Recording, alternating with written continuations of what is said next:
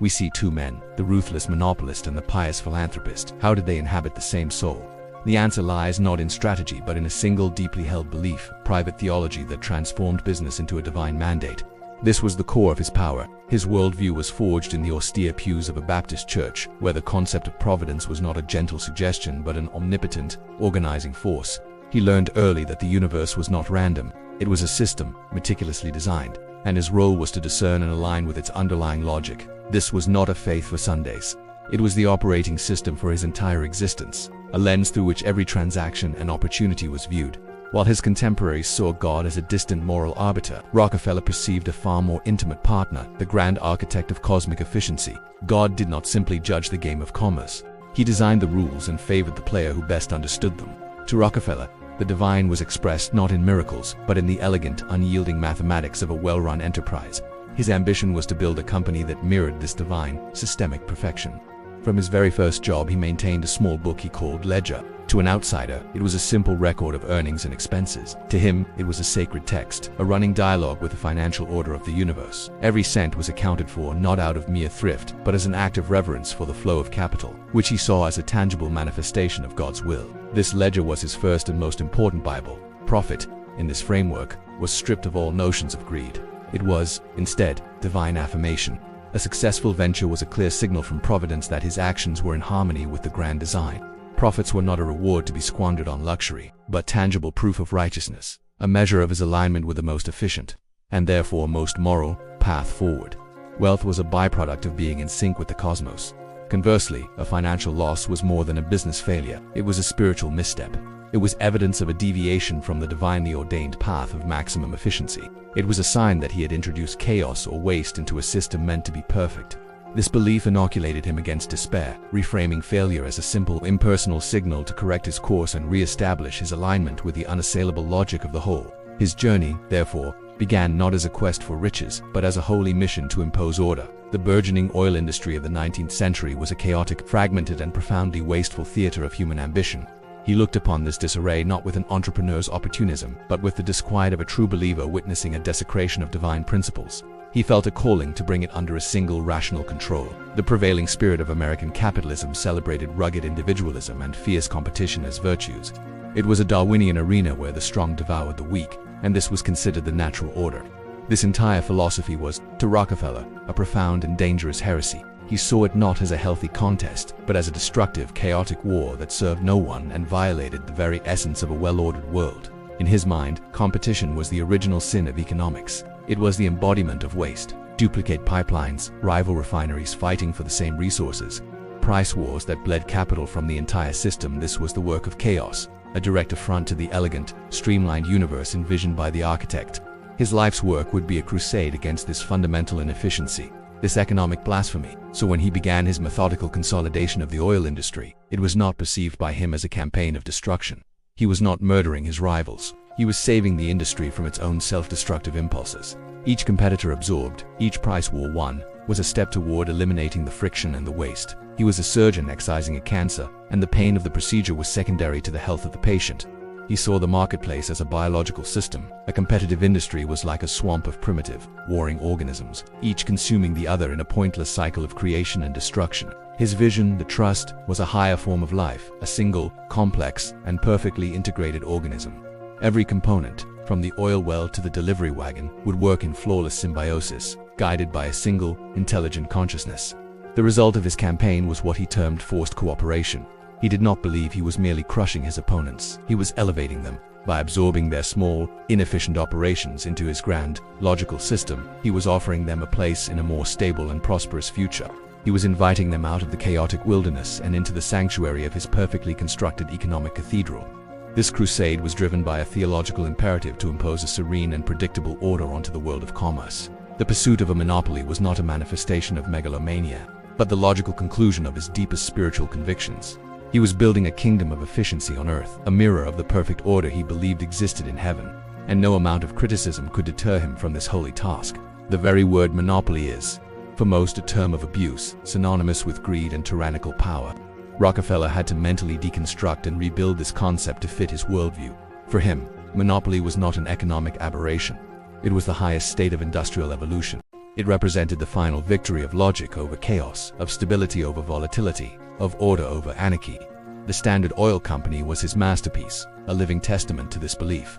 It was less a business and more a perfectly calibrated machine. He obsessed over every detail, shaving fractions of a cent off the cost of a gallon of kerosene by owning the forests for the timber, the mills for the barrels, and the factories for the glue. It was a closed loop of unprecedented efficiency, a self-contained economic universe. There was a profound, almost aesthetic beauty he perceived in this system. He saw it in the rhythmic precision of the refineries, in the seamless logistics that moved oil across the continent, and in the stable, predictable prices that his control brought to the market. While others saw a monstrous octopus, he saw a perfectly balanced ecosystem where every element existed in a state of productive harmony, eliminating waste at every turn. His position at the apex of this structure was not that of a tyrant, but of a curator. He saw himself as the caretaker of a vast and delicate garden. The competitors he pruned away were not victims, they were weeds, siphoning resources and sunlight that could be better used by the healthier, more productive parts of the whole. His actions, however brutal they appeared to outsiders, were in service of the garden's total health. The ultimate moral justification for his system was its output. His monopoly made kerosene, the light of the era, cheap, reliable, and accessible to millions. In his view, this tangible benefit to humanity was the definitive proof of his system's righteousness. The order he had created was not just efficient, it was good. It served mankind in a way that the previous chaos never could, and this was the final vindication of his methods. He engineered the Standard Oil Trust to be the physical manifestation of his core belief. It was a demonstration that a single, unified, and rational will could create a system of production and distribution far superior to the chaos of the open market. It was his proof, built of steel and pipelines and capital, that his understanding of the universe's design was correct. This was his gospel, written in oil. A mind that sees order as a divine mandate does not fear chaos, it consumes it. Rockefeller possessed a unique form of mental alchemy that allowed him to transmute adversity into strength. He was not merely resilient, weathering the storms of the market. He was what we would now call antifragile. The system he built was designed to feed on volatility, to grow stronger with every shock it endured. The financial panics and depressions that ruined lesser men were, to him, instruments of providence. He saw them as crucibles, designed by the grand architect to burn away the weak, the inefficient, and the poorly managed. While others panicked and sold, he calmly bought, absorbing the assets of his less prepared rivals and using the crisis to further consolidate and rationalize his industrial ecosystem. The relentless attacks from journalists like Ida Tarbell and the growing scrutiny of the government were not interpreted as legitimate criticisms of his methods. In his mind, they were the predictable cries of the unenlightened, the inability of chaotic minds to comprehend the beauty and necessity of his ordered creation. He saw these attacks not as a threat, but as a test of his resolve and the perfection of his system. Every lawsuit, every political challenge, every public denunciation was merely another variable to be managed, another problem to be solved by the application of dispassionate logic. Each attack forced him to refine his defenses, to streamline his corporate structure, and to make his organization even more robust and untouchable. The pressure did not crack his empire, it compressed it into a diamond. Even the government's final act of breaking up the Standard Oil Trust in 1911, what should have been his ultimate defeat, became his ultimate vindication. In his view, the system was so perfectly designed, its constituent parts so fundamentally sound, that when they were severed from the whole, they did not die. Instead, they flourished into a constellation of new, immensely powerful companies, proving the genius of the original design. This unique perspective made him psychologically impervious to the forces that would crush a normal man. Fear, doubt, and despair were simply not part of his emotional vocabulary when it came to business. His profound belief in a divine order allowed him to operate with a serenity and long-term vision that was, to his competitors, both incomprehensible and terrifying. He was not playing their game, he was playing a different one entirely. One of the great paradoxes of Rockefeller was the chasm between his unimaginable wealth and his Spartan personal habits. This was not the affectation of a miser, it was the logical extension of his core belief. The money was never truly his. He was merely its steward, its temporary custodian. This mental separation was the key to his ability to wield capital on a scale the world had never seen. He did not love money, he respected it. He treated it not as a possession, but as a fundamental force of nature, akin to electricity or gravity. It was a potent energy that, if properly understood and channeled, could be used to create systems of immense power and utility. To hoard it for personal pleasure or status would be a gross misuse of this elemental power, a form of spiritual malpractice. The vast fortune he accumulated was, therefore, not a treasure chest for personal indulgence. It was a reservoir of potential energy, a strategic reserve that must be deployed with immense care and precision.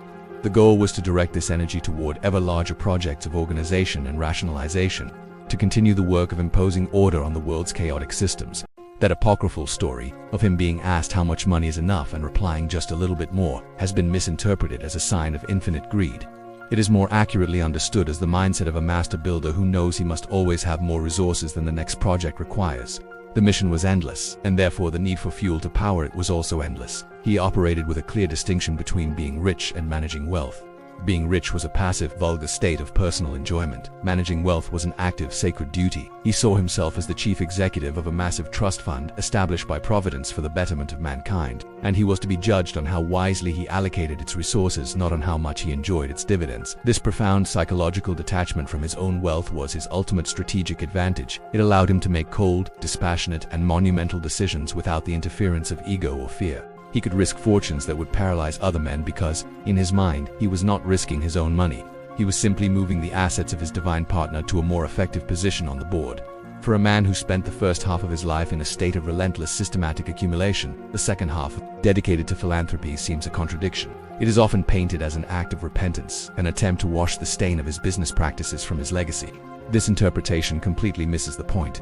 His philanthropy was not a reversal of his beliefs. It was their ultimate and most logical expression. He approached the distribution of his wealth with the exact same mindset he used to build it, a cold, data-driven, systematic effort to impose order on chaos. The problems of the world, disease, ignorance, social disorganization, were to him simply different forms of inefficiency. They were systems operating suboptimally, and they could be fixed by applying capital and logic in a precise and targeted manner. His life's work can be seen as a three-phase process.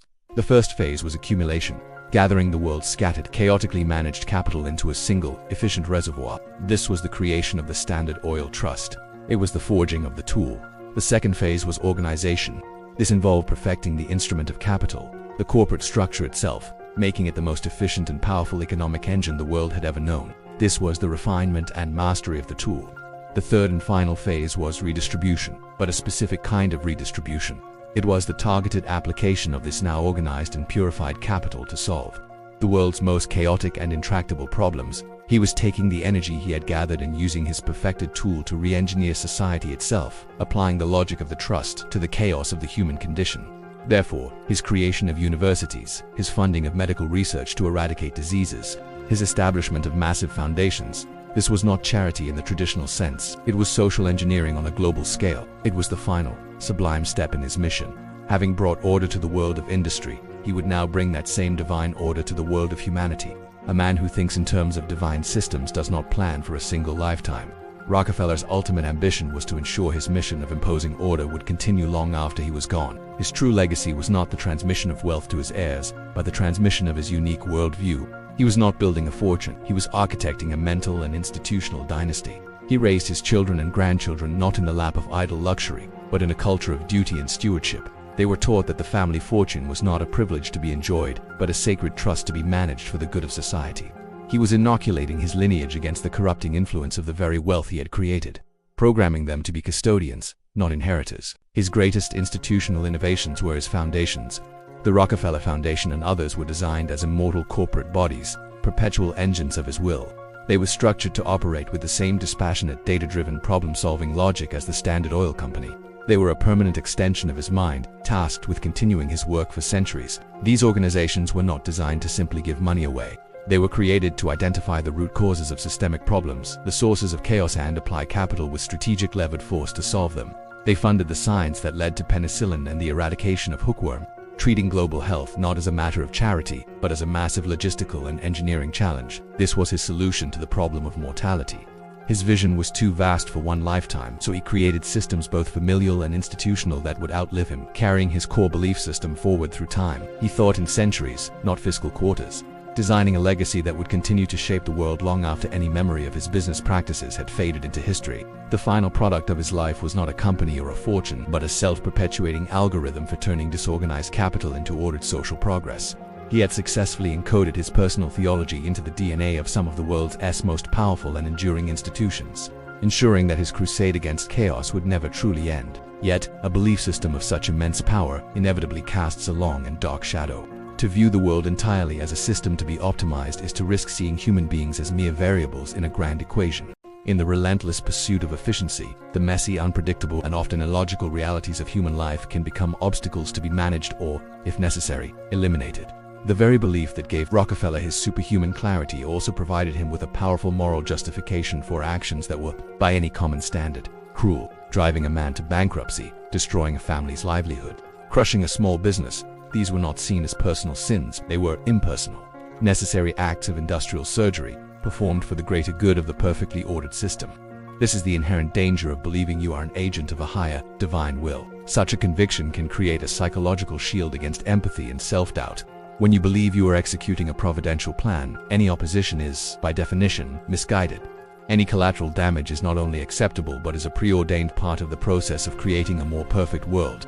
This mindset, in its most extreme form, can become a terrifying engine of self-justification. It allows the individual to operate outside the normal bounds of human morality, insulated by the certainty that their ends, the creation of a perfect order, are so righteous that they sanctify any means necessary to achieve them. It is a logic that replaces conscience with a sense of mission. One can draw a subtle but chilling parallel between this worldview and other totalizing ideologies throughout history that have sought to impose a single, rigid vision of utopia upon a complex and resistant world. The quest to eliminate chaos and inefficiency, when divorced from a deep-seated respect for individual dignity and freedom, can lead down a very dark path regardless of its initially noble intentions. Thus, the secret belief that separated Rockefeller from everyone else was a double-edged sword. It was the source of his titanic strength, his unwavering focus, and his ability to build an empire that reshaped the globe. But it also blinded him to the profound human cost of his creation, allowing him to see the wreckage of other people's lives as little more than the sawdust left over from the construction of his cathedral. Has this unique and powerful belief system vanished with the oil age? Or has it simply migrated, changing its form but not its fundamental nature? Look closely at the titans of our own century, the architects of the digital world, and you will see the ghost of Rockefeller looking back. They speak not of oil, but of data. Not of pipelines, but of platforms and networks. Consider the modern behemoth of e-commerce, a company that has methodically and relentlessly pursued the elimination of waste and friction from the act of buying and selling. Is this not the Standard Oil of logistics? A vast, integrated system designed to absorb or neutralize all competition, not out of malice, but in the divine pursuit of a perfectly efficient, customer-centric ecosystem. Consider the visionaries aiming to organize humanity on a planetary and even interplanetary scale, building systems for global transportation, energy and communication. Is this not the same impulse to see a chaotic system of civilization tethered to one planet and feel a messianic calling to impose a new, more logical and more resilient order upon it for its own long-term survival? The social networks that now mediate our reality are perhaps the most direct inheritors of this legacy. They represent a grand attempt to map and organize the most chaotic system of all, human connection and information itself. The goal is to create a perfectly ordered, predictable, and monetizable model of society. Even if the methods create unforeseen social and psychological consequences, the fundamental belief of Rockefeller is not dead. It has been upgraded. It is the core operating system for a new generation of founders who see the world not as a community of people, but as a complex system of interlocking problems waiting for a technological solution. They to see themselves as agents of a higher order, be it the logic of the algorithm, the law of the market, or the arc of progress. Rockefeller's true secret, then, was not a business tactic, but a state of mind. It was the unshakable conviction that he was an instrument of order in a world of chaos, and this belief transformed his ambition from mere commerce into a theological quest. The ultimate question he leaves us with is not whether he was a good man or a bad one, but whether this potent world-altering mindset is a blueprint for transcendent achievement or a timeless and terrifying warning. Share in the comments which modern figure you believe best embodies this Rockefellerian belief. And to continue decoding the hidden architecture of power and ambition, subscribe.